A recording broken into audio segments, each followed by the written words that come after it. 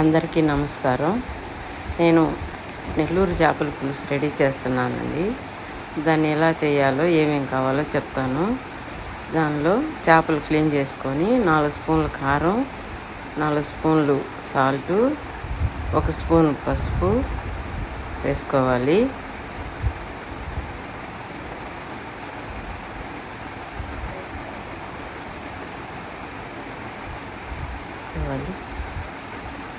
అవి అన్నీ ముక్కలకి ఉప్పు, పసుపు, కారం ముక్కలకి బాగా పట్టే విధంగా మొత్తం కలుపుకోవాలి. బాగా నీట్గా ముక్కలంతా కూడా సర్దుకునేటట్టుగా కలుపుకోవాలి. కలుపుకొని మూత పెట్టి పక్కన పెట్టుకోవాలి. ఓకే, స్టవ్ వెలిగించుకొని బాండీలు పెట్టుకొని అందులో బాండీలు బాగా వేడెక్కిన తర్వాత 1.5 స్పూను మెంతులు, 2 స్పూన్లు ఆవాలు వేసుకొని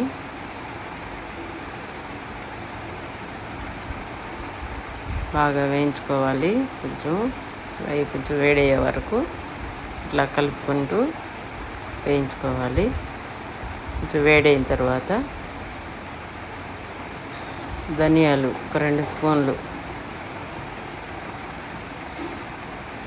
వేసుకొని మళ్ళీ కొంచెంసేపు కలుపుకోవాలి.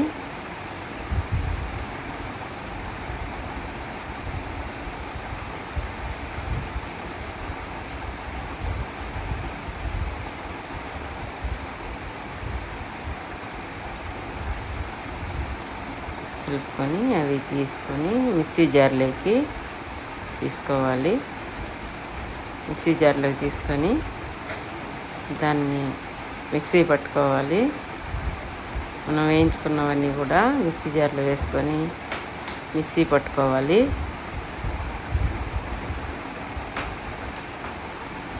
బాగా మెత్తగా పౌడర్ అయ్యే వరకు మిక్సీ పట్టుకొని 4 టమాటాలు, 2 ఎర్రగడ్డలు, 1 మామిడికాయ ముక్కలుగా కట్ చేసుకొని పొడవుగా ముక్కలు కట్ చేసుకోవాలండి.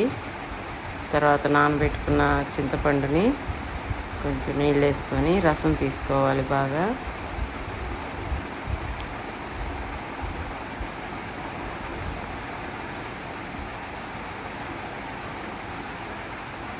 రసం తీసుకొని అట్లా వడపట్టుకొని పక్కన పెట్టుకోవాలి. తర్వాత స్టవ్ వెలిగించి ఒక గిన్నె పెట్టుకొని 4 గంటల ఆయిల్ వేసుకొని దానిలో ఆవాలు, జీలకర్ర, మెంతులు వేసుకొని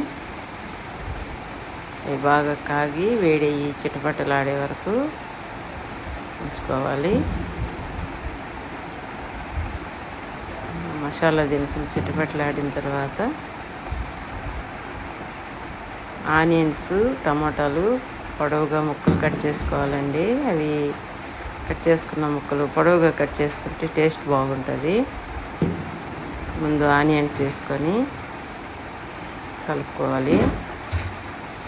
అవి ఎర్రగా దోరగా వచ్చే వరకు వేసుకొని కలుపుకోవాలి.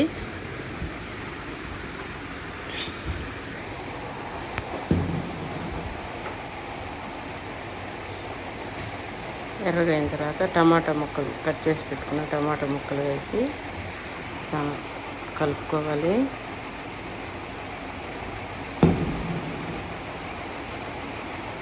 ఆనియన్స్, టమాటా ముక్కలు బాగా వేయించుకోవాలండి. అవి తొందరగా మెత్తబడడం కోసం కొంచెం కల్లుప్పు వేసుకోండి. కల్లుప్పు వేసుకుంటే కొంచెం మెత్తగా కలబడతాయి. అయిన తర్వాత దానిలో చింతపండు రసం వేసుకోవాలి. రసం పోసుకొని ఆ రసానికి తగినట్టుగా, పులుసుకు తగినట్టుగా కారం, పసుపు వేసుకొని కలిపెట్టుకోవాలి.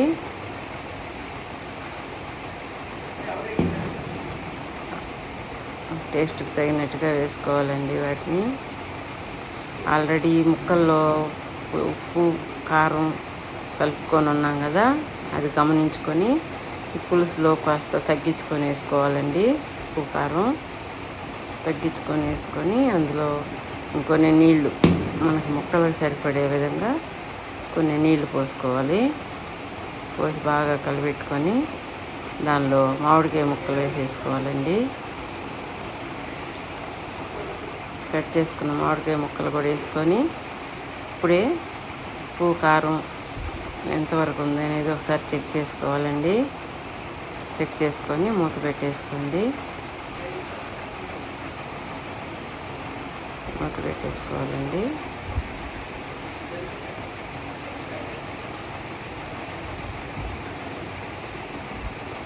ఒక 5 నిమిషాలు ఆగిన తర్వాత పులుసు తెరులుతుందండి. అందులో మనం ఉప్పు కారం పట్టించి పెట్టుకున్న చేప ముక్కల్ని ఒక్కొక్కటిగా పులుసులో వదులుకోవాలి.